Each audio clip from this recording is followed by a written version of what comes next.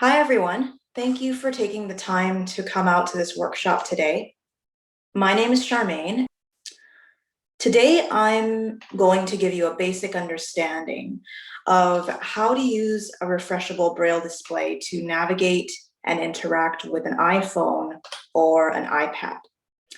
Now, this skill is going to be very useful for anyone who is looking for an alternative way to access their smartphone or tablet that doesn't involve using a touch screen to move around the device or listening to a screen reader read aloud text. So, before we get started today, I will first give you an outline of the topics we'll be covering so that you'll have an idea of what to expect moving forward. I will begin with a general overview of what a braille display is for those of you who don't know and what it does, as well as a short description of the kind of display that I'm specifically using for this presentation today. Then I'll walk you through the steps of how to pair this device with either an iPhone or an iPad so that the two can be connected and can work seamlessly together. Once these are paired, I'll show you how to use the braille display to move around the screen of your iPhone or iPad to see what apps are available. We'll then go over how to open or select different apps. After that, I will show you how to use the braille display to perform some common functions that you might need to do, like checking the time, for instance. Then we'll dive a little bit deeper and I'll show you how to type quick notes in braille into the Notes app. Once we've learned that, I'll show you how to search the web and how to visit different websites.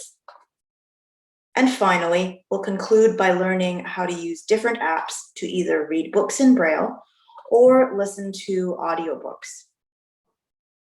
So, for those of you who haven't yet had the opportunity to interact with a refreshable braille display, it's a portable device that can connect to either a computer, a smartphone, or a tablet, as long as these devices have a screen reader that is actively running on them, like JAWS, VoiceOver, or NVDA.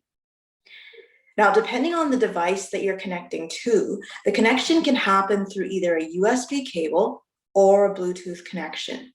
And the idea is that once the braille display and the device are connected together, this means that any text that is displayed on the screen of either your computer or your iPhone or your iPad will also be displayed in real time on the refreshable braille display. And anything that you type using either the braille display or your iPhone or iPad or computer keyboards will also be displayed on both devices, respectively. Now, before we move forward from here, the last general piece of information I'll tell you is that the term braille display or refreshable braille display is an umbrella term that's used to refer to a whole range of products. So when you hear the term braille display or refreshable braille display, it refers to a whole range of products, not just one kind of product. And what this means is that there are many different kinds of braille displays on the market, some with lots of features and others that are a lot more simpler, depending on the needs of the user. Now, it's important to keep in mind here that throughout the remainder of this presentation, some of the concepts that I'll be going over with you are sort of going to be specific to the kind of braille display that I'm using. And that is called the Braille Edge 40. It's made by a company called HIMS Inc. But most of the commands I'll be demonstrating to you today can easily be transferred to other braille displays that are on the market, even though they might not be exactly the same. So the Braille Edge 40, which is the display that I'll be using for this presentation today, is a braille display that displays 40 characters at a time. That's why it's called the Braille Edge 40. And before we get to how to pair it with an iPhone or an iPad, here are just a few things that'll be helpful to know about the device itself so that you will better understand how it can pair together with your phone or your tablet. It has a Perkins style keyboard, which for those of you who are Braille users means that the keyboard has keys for typing dots 1 through dot 6. The keyboard also has a backspace and an enter key. Underneath the keyboard is the actual display that displays the 40 characters of Braille that I was talking about before. And above each character on the display are what we call cursor routing buttons. They kind of feel like little strips or little lines. And basically, when you press one of these buttons while you're typing text, it'll put your cursor right before the Braille character that button corresponds to, so that you can insert some text when you're editing a document. When you're not doing any typing, these buttons will serve another function, which we'll go over later. On both sides of the Braille display are 2 buttons for scrolling up and down through text or different apps or programs. And the last thing we'll need to know is that the left side of the Braille display has a switch.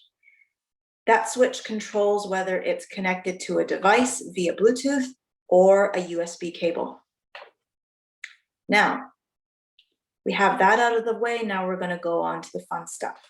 First, let's go over how to pair the Braille display with an iPhone or an iPad.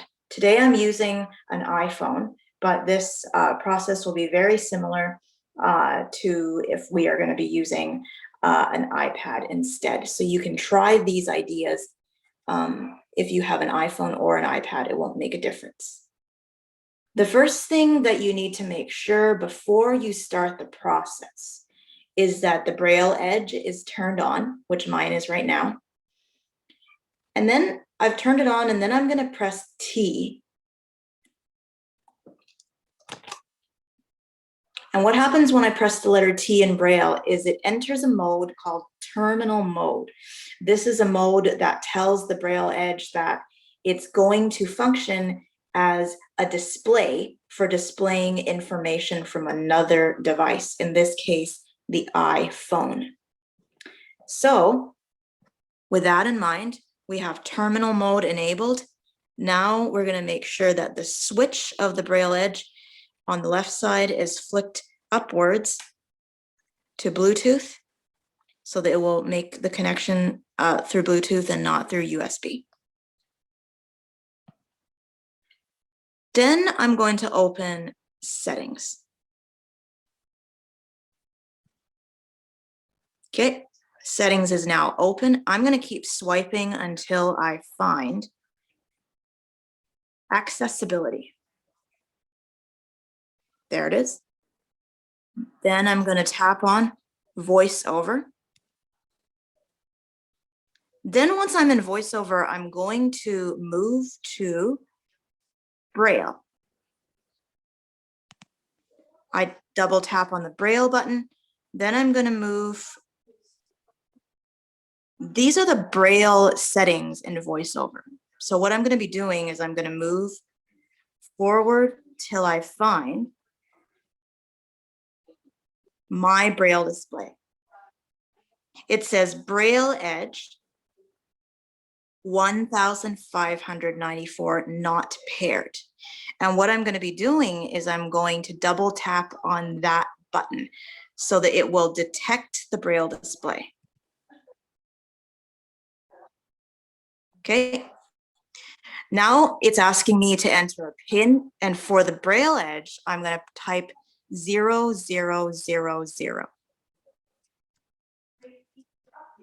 Okay, then I'm going to hit pair.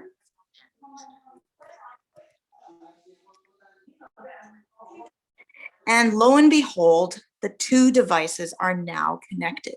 And what this means is that whatever information is displayed on the iPhone screen will be displayed on the Braille display that's right in front of me. And that's what's happening right now. So now what's happening is I can now control, I can put my phone down completely, and then I can control the phone entirely with my Braille display. So watch my phone screen as I start to press buttons. So I'm going to move to my home screen by pressing the letter H in Braille, which is dots 1, 2, and 5, and then the space bar together, and it will move focus to the home screen. Okay, now focus is moved to the home screen. Now, we're going to move on and learn how to move around the different apps that are on the home screen of my iPhone. So my phone is down, I'm not touching it, and I'm using my keyboard of my braille display to move around. And I'm going to press .4 and spacebar to move forward through the different apps. We've got phone. I'm going to press .4 and spacebar again. Messages, music. Okay, that's the end. So to go backwards, I'm going to press .1 and spacebar on my keyboard. Messages, phone, Safari, settings, Kindle, health, home, TV, books, App Store. You get the idea. It's cycling backwards through the apps. Now, if you want to go over how to open and select different apps, I'll show you how to do that. Right now, the focus is on App Store. So if I wanted to open the App Store, I will press on one of the cursor routing buttons that I told you about before.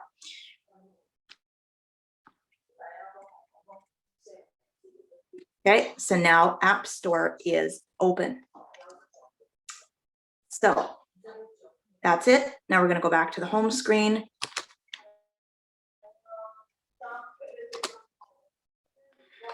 So that's how you activate different apps. If you want to learn how to check the time using the braille display in braille, you can mute voiceover, which I'm not going to do, but you can mute the speech so that the voiceover will be completely silent.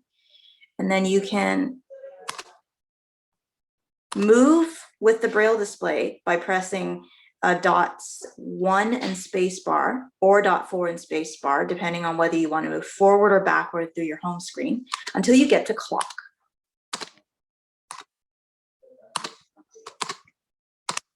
Okay, now my focus is on clock, and it says clock 10:35 a.m. Now the beauty of this is that when I'm in a class or in a meeting, I could do this completely silently and read the information on the braille display. It says clock 10:35 a.m. Now we're going to go over a nice feature. This is how to type quick notes into the Notes app. So I'm going to press .4 and spacebar until I get to the Notes app. There's Notes. I'm going to press a cursor routing button to activate it. Then I'm going to press forward, and I'm going to press .4 and spacebar to move forward through the buttons.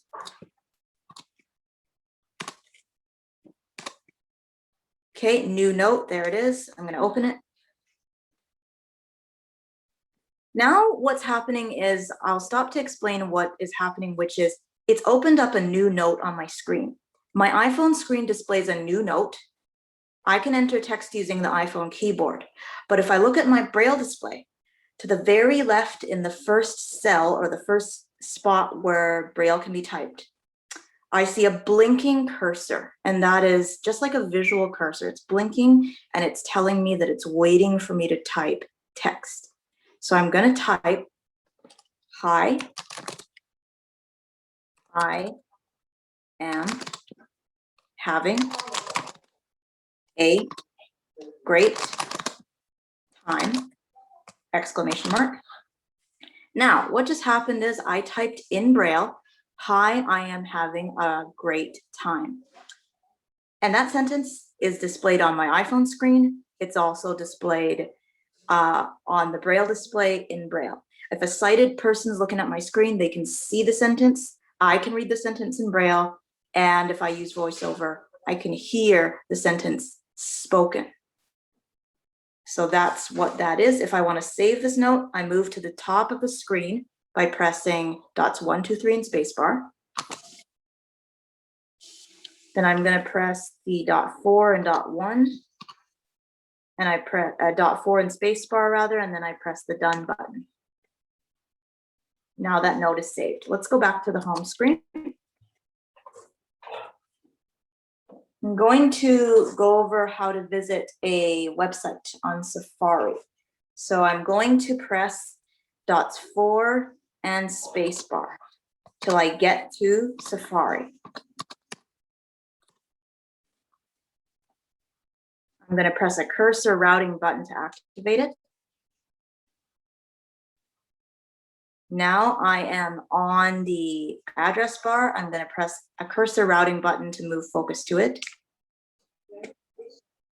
Then I'm going to move forward by pressing dot 4 and spacebar to the clear text button.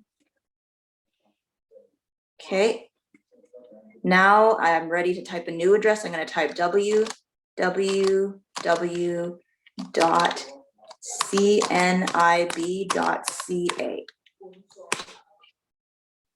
Then I'm going to go to the bottom of the screen with dot 4, 5, 6 and spacebar.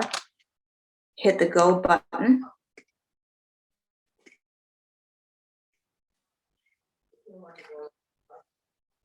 Okay, it's opening the page. I hear it with voiceover and I'm reading it in Braille. I'm navigating through the website by pressing dots 4 and spacebar to move forward through the links. I'm going to select a link.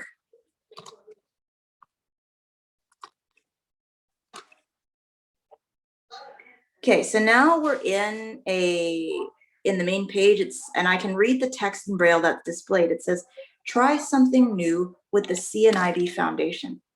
Whether it's career support, tech training, youth groups, cooking classes, or book clubs. Our virtual programs are guaranteed to keep you entertained and engaged. So I saw that virtual programs was presented as a link. Now in VoiceOver, it would say virtual programs link, but in Braille, it says virtual programs and then LNK beside it. So I know that if I press a cursor routing button on virtual programs, the link would open. Okay, so that's how you visit a website. I'm going to go back to my home screen. Now we will go over two of my favorite apps that I use for reading or listening to audiobooks. The first one is called iBooks or Books. So I'm going to press the dot 1 and spacebar till I get to iBooks. There's Books. I'm going to press the cursor routing button to open it. Okay. I've got many books displayed here.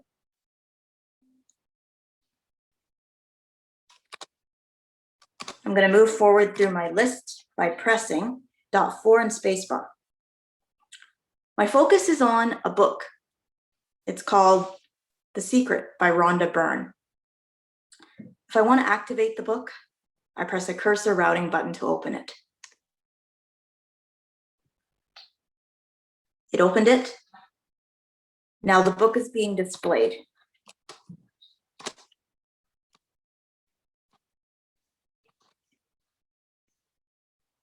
If I want to navigate through the books, then I press dot 1, 2, 3 and spacebar to move to the top of the screen. I'm going to find the table of contents button. I'm going to press a cursor routing button to open it. And I'm going to find epigraph. And I'm again just pressing dot 4 and spacebar. So I find epigraph. I'm going to press a cursor routing button to open it. Now the book is opened.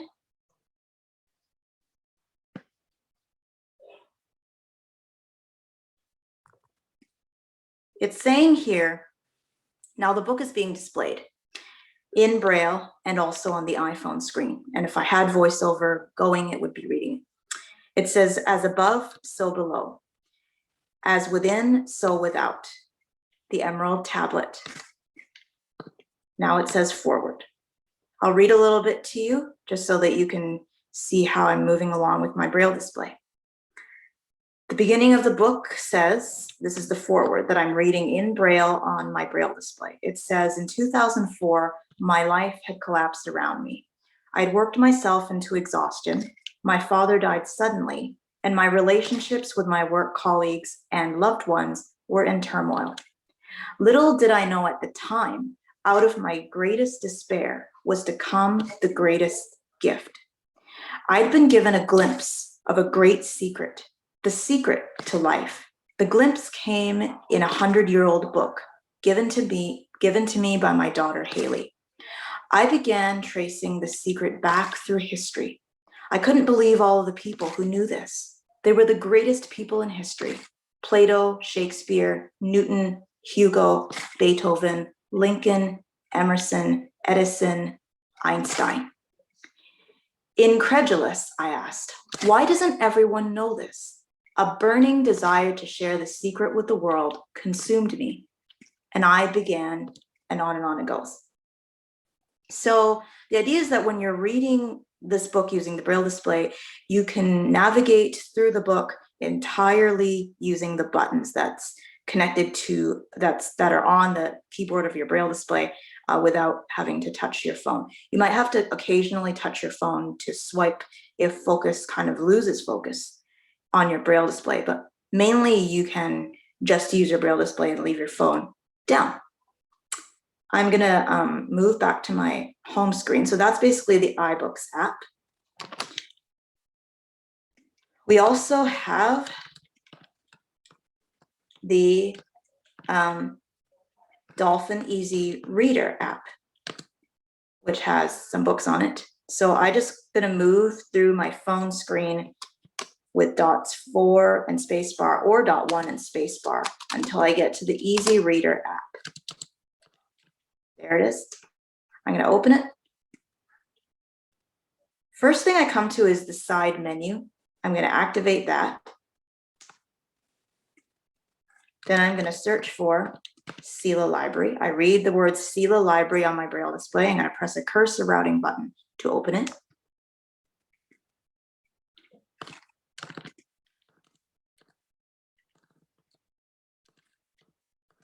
And it should be showing my list, which it isn't.